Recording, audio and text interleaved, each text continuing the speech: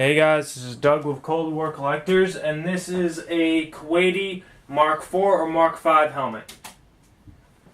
Now, the thing that's important is Kuwait and Iraq used to be run by the British basically. So as a result, they used British gear.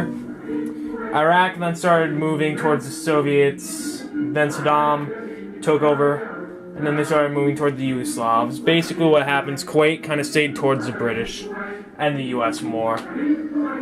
So basically what happened, they used a lot of British gear, then the Iraqis invaded them, and then the Iraqis started using some Kuwaiti gear, including this camouflage.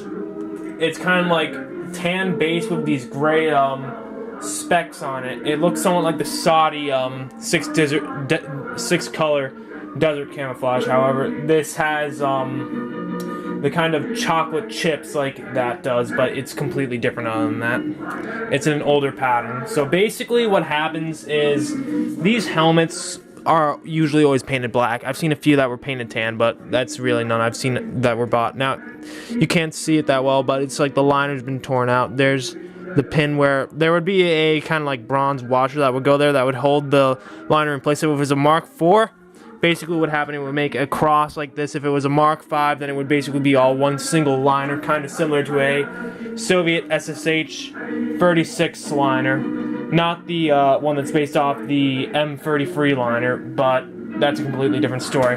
So basically what would happen, the very early ones, like the very early Mark 4s that were British made, had a chin strap that was elastic. The Kuwaitis also did the same thing, but what happens, the reason why this is completely gutted is when the Kuwaitis heard the Iraqis came across the border, they just started gutting all the helmets by tearing all the chin straps and helmet liners out, and so basically these were left everywhere in the frickin' desert in Kuwait. However, the ones that weren't completely gutted were used by the Iraqis, and some were even brought back to Iraq by the Iraqis.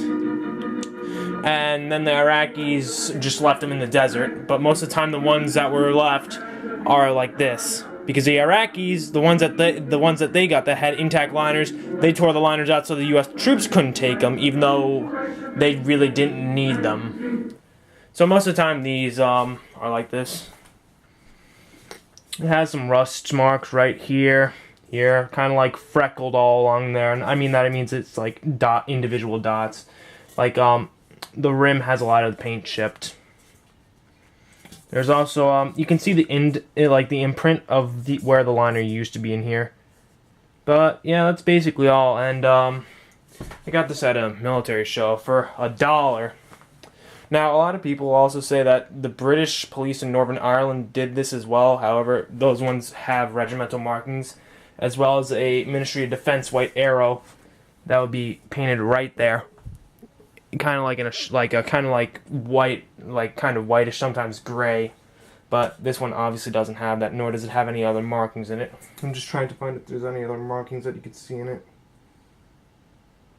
It seems like it might have been a Type 4 and then converted to a Mark 5, or a Mark 5 and then converted to a Mark 4. The reason why it has the cross, like the Mark 4 liner, but it also has the marks of where the Mark 5 liner used to be, unless it could have been a Kuwaiti hybrid. But I don't think it was. Now the thing is basically once Kuwait was invaded, the Kuwaitis had their they had somewhat of an army, kind of like the Free French Army. I'm just giving that as an example. It was kind of like the government in exile's army. So that's basically all. But they were mainly equipped with British newer gear instead of this.